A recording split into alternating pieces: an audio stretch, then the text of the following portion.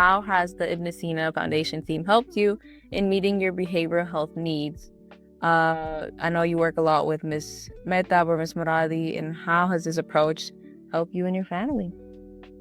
Yeah, I really like this question. Well, first of all, just even offering family counseling services that are affordable and accessible. It took a very quick search online to find options like these when we needed it the most. In fact, it was kind of an urgent situation, and we were even able to book a Saturday appointment, which worked for all of us. Um, so that was one thing that stood out. um, Miss Moradi's approach is unique to us because she is very no nonsense, a straight shooter in the best way that worked out for my siblings and I. Um, as for most of us, this was probably the first time in a therapy or counseling session. So I feel like we needed that gentle push. Um, and she also understands the cultural angles within our community and has supported us with actionable methods and counseling that we can take with us when we walk out her door. So that's been something that's been very beneficial for all of us. Um, and her approach is very effective in that way. Key gains for you and your family members. I'll take that question. So some key gains for us is that we're finally able to communicate with each other and get a lot closer to each other, which is something I felt was missing before, and this just gives us like the best way to communicate and be more of the family as better siblings. Ways and you and your siblings benefit from both individual and family counseling. Sure, I can answer that. Well, first, individual therapy is so helpful for our personal development, learning how to regulate my emotions and how to communicate, learning how to manage those things. That's important on an individual level, of course. But but what do you do with that development, right? Where do you put it into practice? And we learned that family relationships are the foundation for our relationships now, and um, how we put them into practice. And so some of the benefits I found are, um, as we work individually, working towards a healthy relationship as a family, working through past trauma and other unresolved issues that are still affecting our current relationships. And overall therapy is, it's especially family therapy, is helping us break other unhelpful cycles and beliefs that we have. So it's important to work on the individual stuff, but it's such a great thing to put it into practice in like such a healthy, guided way. Um, I don't think, we have better coping skills and we understand each other better. Um, I just think coupling it that with individual therapy is, it's like so groundbreaking and it made such progress. What are benefits you see in having your counselor and psychiatrist on the same team? Um, I think that the benefit is right there in the question as well. It's a team. It feels like a team, and it felt like I was covered from all sides, medically, biologically, and emotionally too. Um, Both were um, there for my initial appointment, which was already kind of difficult to start the process. And but because they were both there for my initial appointment, I didn't have to repeat myself. They both got the same facts. Um, it was like I could really express myself and get all the facts out during our initial appointment because they were there together. And then as far as scheduling, I was able to see them both at the same time at the clinic, and that made scheduling and going to my appointments easier. I think the biggest thing is that I had just experienced a situation where a PCP of mine had prescribed um, a, a certain type of medication, which triggered like a worse side effect. And they had no idea just because of how random that consultation was with that PCP. But here, having them both be at the clinic talking to each other about my case, it was like a smoother transition. I feel like there wasn't really a gap in my care, especially when it came to trying out new medication and seeing how the medication would affect me, monitoring the side effects. Um, I was getting support from both sides, like how I was handling the medication emotionally, and then biologically how I was handling it. There was like a joint effort there. Um, and I think if I had done individual therapy, and not seeing the psychiatrist, it might have even slowed down my treatment, or I might have had more gaps, and as far as scheduling. But seeing both of them together at the same time, it felt like a team that had my back. What has your experience been with working with our psychiatrist, specifically Dr. Bagri? Oh, she is amazing. Feel like I feel like she was in exactly the right place at the right time. She's amazing. She's focused on getting me better and getting me to the next goal.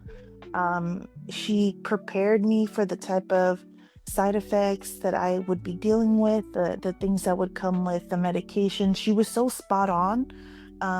She called me, she checked in on me every time she changed the dosage. There was some times where I missed an appointment or I had to reschedule, and even still, she called me to follow up with me. Um, and then I do trust her completely. She hasn't steered me wrong. I felt like one of the strongest things that she said to me at the beginning was she laid it out all on the table. She said, I can treat you. I'm here for you.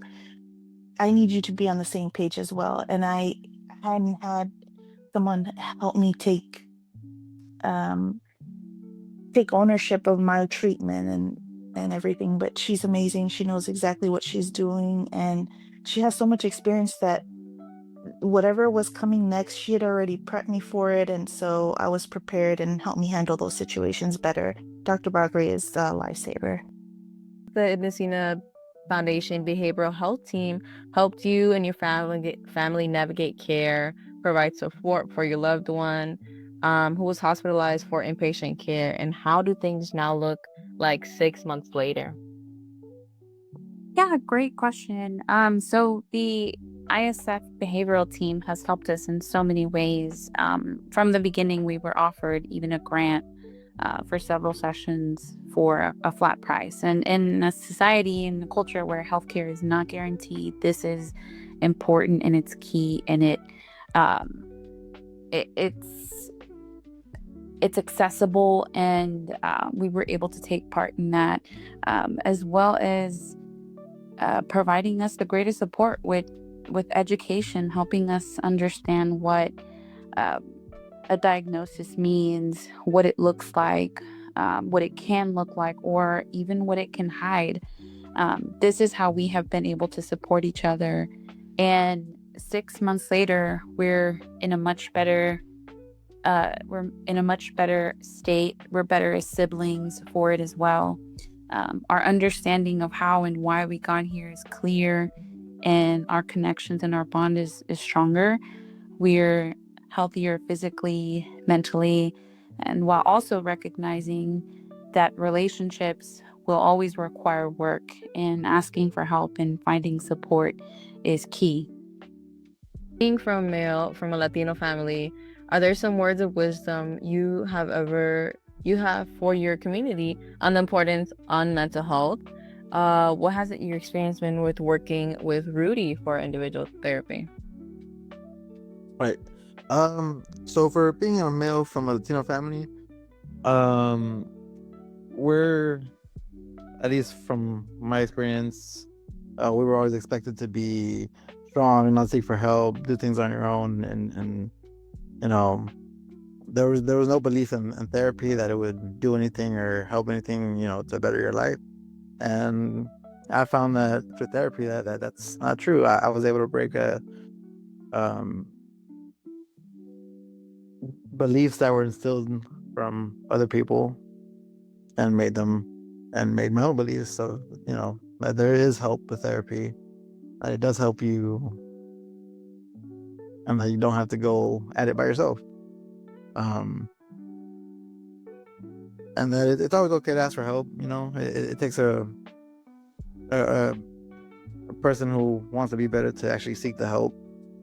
And it might not be for everybody, but I know for me, it's definitely helped me be a male that I want to be. And my experience with Rudy has been great.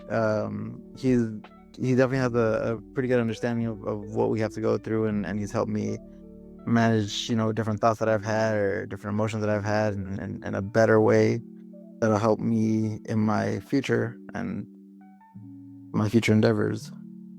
What advice would you give to others when they're looking into getting help?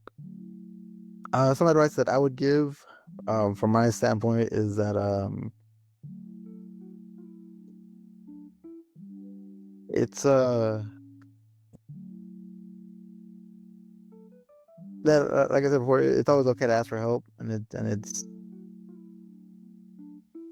it gives you better steps on how to manage how you feel and your emotions and how you process things, versus trying to go at it on your own. And they're professionals that are there to help, and they've helped us from what I've seen and what I felt from all of us. Take that first step, just inquire about it. Sometimes that can feel so scary just to even ask or ask for more information. But everyone at the clinic has been super helpful, even from reception or even when you call in to schedule. Um, so I would say that could be the hardest step, just calling and being like, hey, I need more information on this. But everyone, even from the first person that picks up the phone, is like really helpful and ready to just give you information. No judgment. Yeah, I would also add that there is absolutely no shame in asking for help. Asking for help is a sign of strength, and the resources are available out there. Sometimes you just have to ask, or um, have absolute just sympathy and empathy for people that might be going through any kind of emotional disorders, whether it's something that you can recognize or not. We all need a little bit of help, and that's just the best advice that I could give, is just ask for it. Resources are there. There's always somebody that you can speak to that you can trust. And ICF has done a great job at providing us with care that we can trust. Perfect. Well, again, I want to thank y'all on behalf of the whole Ibn Sina behavioral team, for y'all's time today and the conversation we had. I think it was really important to talk about it, and like you said, there should be no shame in terms of reaching out.